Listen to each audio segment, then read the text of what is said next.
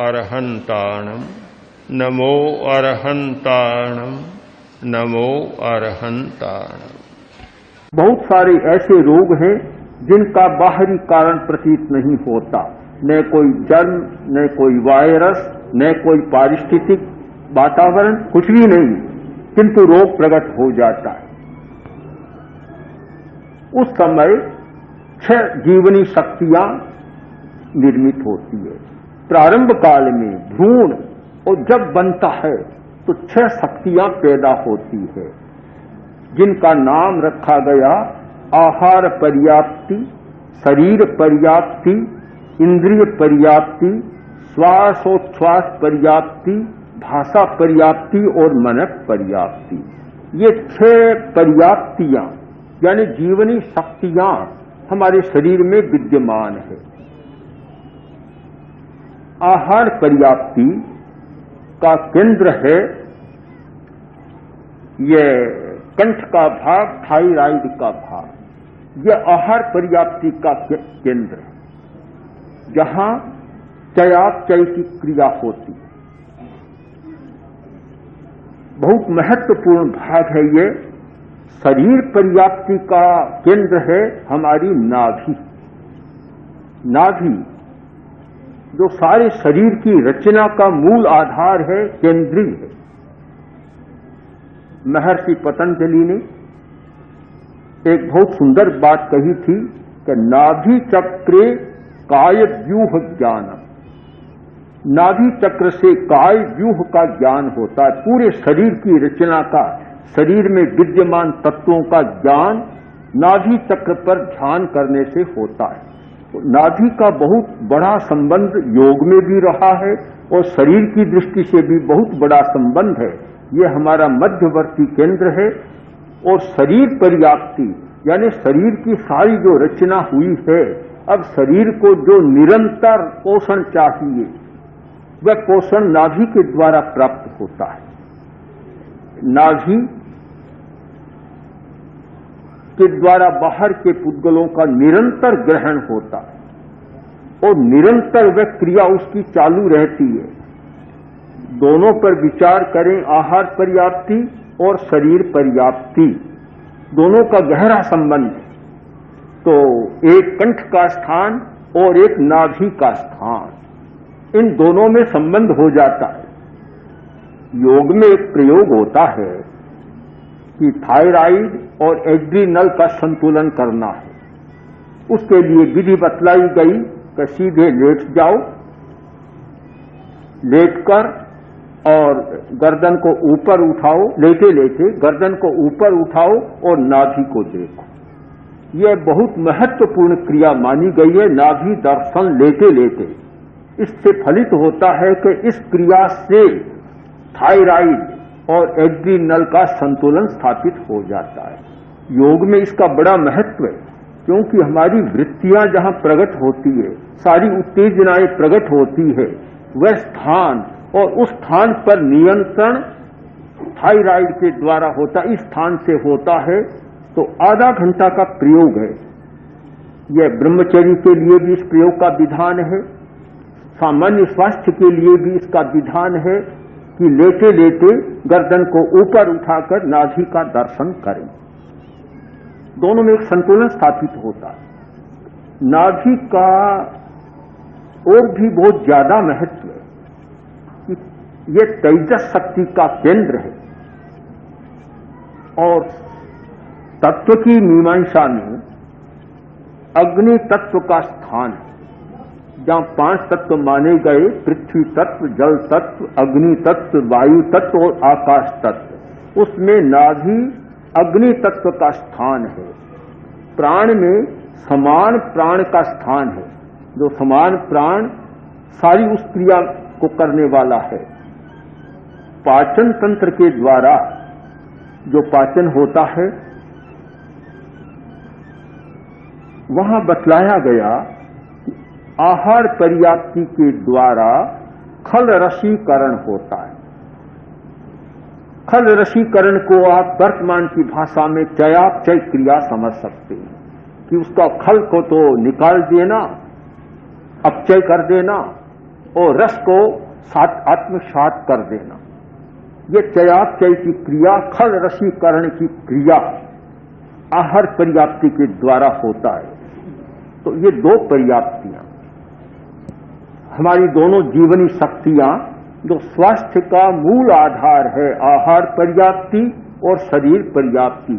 कौन व्यक्ति कितना जिएगा उसका सारा दायित्व आहार पर्याप्ति पर है। आयुष्य प्राण और आहार पर्याप्ति दोनों का गहरा संबंध है। जितनी आहार पर्याप्ति है उतना जिएगा। आहार पर्याप्ति अपना काम बंद कर देगी, आदमी की मृत्यु हो जाएगी। जैसे कोशिका के लिए चयापचय की क्रिया है कि कोशिक संख्या निर्धारित है कि एक कोशिका कब तक पुनर्जनन करती रहेगी। जब तक पुनर्जनन की क्रिया रहेगी कोशिका जीवित रहेगी, और पुनर्जनन की क्रिया बंद हुई कोशिका बिल्कुल मर जाएगी। तो यह संबंध आहार पर्याप्ति के साथ है। एक पारिभाषिक शब्द है ओज आहार। हम एक आहार लेते हैं मुंह के द्वारा या किसी बाह्य उपकरण के द्वारा, जैसे डॉक्टर ग्लूकोज चढ़ाते हैं या और भी नलियों के द्वारा पहुंचाते हैं, वह सारा मौखिक आहार ही है, कवल आहार कहलाता है। एक आहार हमारा होता है रोम आहार, जो हर रोए के द्वारा, शरीर की त्वचा के द्वारा हम आहार ग्रहण करते हैं। और एक आहार है ओज आहार।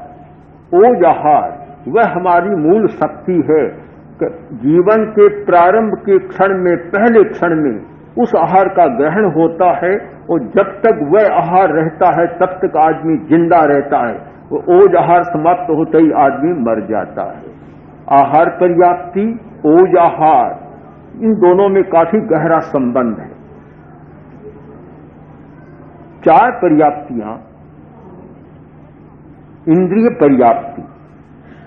इंद्रिय पर्याप्ति का केंद्र हमारे मस्तिष्क में, श्रवण, चक्षु, इनके केंद्र हमारे मस्तिष्क में बने हुए। श्वासोच्छ्वास पर्याप्ति को वर्तमान विज्ञान की तुलना में जब देखें तो लगता है कि जो रेस्पिरेटरी सिस्टम है वह श्वासोच्छ्वास पर्याप्ति का केंद्र है।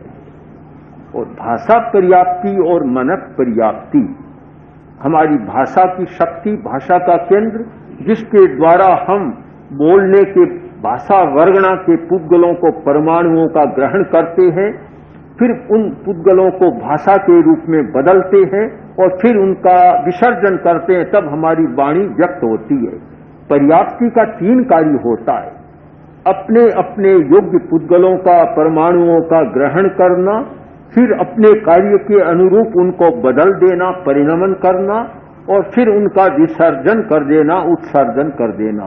ये तीनों क्रियाएं बराबर पर्याप्ति की चलती है। छठी पर्याप्ति है मनक पर्याप्ति। उसका केंद्र भी हमारा मस्तिष्क है। वैसे चेतना के केंद्र तो पूरे शरीर में बने हुए हैं, किंतु मनक पर्याप्ति का मूल केंद्र है वह हमारे मस्तिष्क में है। ये हमारी 6 जीवनी शक्तियां हैं। इनके साथ स्वास्थ्य का बहुत गहरा संबंध है। यदि आहार पर्याप्ति ठीक काम कर रही है, स्वास्थ्य अच्छा रहेगा। हम आवारा परमाणुओं को रोकने में समर्थ रहेंगे, स्वास्थ्य में आने वाली बाधाओं को पार कर सकेंगे, और हमारी जैविक श्रृंखला जो एक रोग प्रतिरोधक क्षमता है हमारी बनी रहेगी। यह सारा दायित्व आहार पर्याप्ति का है। शरीर पर्याप्ति का कार्य ठीक चलेगा तब तक स्वास्थ्य हमारा अच्छा रहेगा। जब आदमी इन पर्याप्तियों की स्वाभाविक व्यवस्था में कोई अवरोध पैदा करता है, वे गड़बड़ाती है, तब बाहर के चाहे कीटाणु हो चाहे जीवाणु हो अपना आक्रमण कर और रोगी बनाते। तो रोग प्रतिरोधक क्षमता को केवल एक तंत्र के साथ नहीं, इन 6 जीवनी शक्तियों के साथ जोड़ना है, जुड़ी हुई व्यवस्था है। आहार पर्याप्ति का काम ठीक चले, जब ये कंठ का भाग या थायराइड की क्रिया गड़बड़ाती है, चयापचय की क्रिया गड़बड़ाती है, आदमी बीमार हो जाता है। चाहे थायराइड का हाइपो चाहे हाइपर, दोनों अधिक क्रियाएं होती है, स्वास्थ्य गड़बड़ा जाता है। इसीलिए एक विधान किया गया था कि कंठ पर 1.25 घंटा का ध्यान का विधान, इस स्थान पर 1.25 घंटा ध्यान करें, जिससे थायरोक्सिन का निर्माण या जितनी भी उसकी जो स्राव है संतुलित होगा, चयापचय की क्रिया ठीक रहेगी। उसका संबंध वृत्तियों के साथ भी, केवल हमारी चयापचय की क्रिया के साथ नहीं, इसका संबंध वृत्तियों के साथ भी बहुत है। जो वृत्तियां बनती है, यह क्रिया ठीक नहीं है तो भय, डिप्रेशन आदि आदि अनेक मानसिक अवसाद की क्रियाएं भी प्रारंभ हो जाती हैं। तो आहार पर्याप्ति की सम्यक व्यवस्था चले, उसमें आदमी बाधा न डाले। बुरे भावों से भी बाधा आती, स्राव भी गड़बड़ा जाता है, बुरे चिंतन से भी बाधा आती है, और आहार के असंयम से भी बाधा आती है। प्रेक्षा ध्यान या महावीर का स्वास्थ्य विज्ञान, इस पर विचार करें तो हमें सबसे पहले ध्यान देना है कि मेरी आहार पर्याप्ति का कार्य सुचारू रूप से हो रहा है या नहीं हो रहा है, मैं उसमें कोई बाधा तो पैदा नहीं कर रहा। दूसरा प्रश्न है शरीर पर्याप्ति का, कि शरीर पर्याप्ति में आदमी बाधा डालता है। सामान्य भाषा में, लौकिक भाषा में कहा जाता है कि नाभि टल गई, धरण हो गई, नाभि टल गई। इसे कोई माने या न माने, नाभि टलने पर सारी स्थिति गड़बड़ा जाती है, शरीर की स्थिति गड़बड़ाती है, और नाभि को ठीक यथास्थान स्थापित किया, एकदम स्वस्थ हो जाता है, एक साथ स्वस्थ होता है। ये तो प्रायोगिक बात है, अनुभव की बात है। देखते हैं, जो बात स्पष्ट है वह चाहे किसी विज्ञान के द्वारा सम्मत हो या न हो, हम नहीं मानते कोई विज्ञान भी अंतिम सत्य है या और कोई असत्य ही है, प्रत्यक्ष हो रहा है। हमने डॉक्टर मनचंदा से, जो ऑल इंडिया मेडिकल इंस्टीट्यूट में कार्डियोलॉजिस्ट हैं, विभागाध्यक्ष हैं वहां के, उनसे पूछा कि हृदय रोग और प्रेक्षा ध्यान, इस विषय में आप इतनी रुचि क्यों ले रहे हैं? तो उन्होंने कहा कि मैं कोई मेडिकल साइंस की दृष्टि से रुचि नहीं ले रहा हूं, किंतु ये प्रयोग हो रहा है और प्रत्यक्ष लाभ मैं देख रहा हूं, मैं इससे जुड़ा हुआ हूं। प्रत्यक्ष जब लाभ हो रहा है तो मैं इसको अस्वीकार कैसे करूं?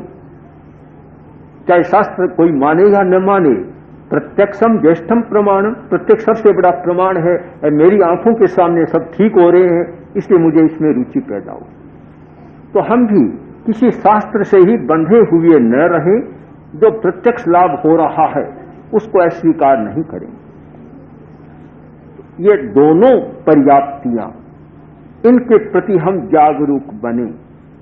शरीर पर्याप्ति में बाधा कब आती है? बीमारी के द्वारा भी बाधा आती है, और बीमारी को पैदा करने वाले भोजन के द्वारा भी बाधा आती है, और असंयम के द्वारा या वृत्तियों की अधिक उत्तेजना के द्वारा भी बाधा आती है। जैसे प्राचीन भाषा में कहा गया कि यह स्थान काय व्यूह का स्थान है, यहां ध्यान करने से व्यक्ति को पता लग जाता है कि वात और पित्त और कफ की स्थिति क्या है, उनका साम्य है या वैषम्य है। साम्यम आरोग्यम और वैषम्यम रोग है। इनका साम्य है तो आरोग्य है, और इनका वैषम्य है तो रोग है। इस स्थिति का उसको पता लग जाता है। शरीर के और भी परमाणुओं का पता लग जाता है।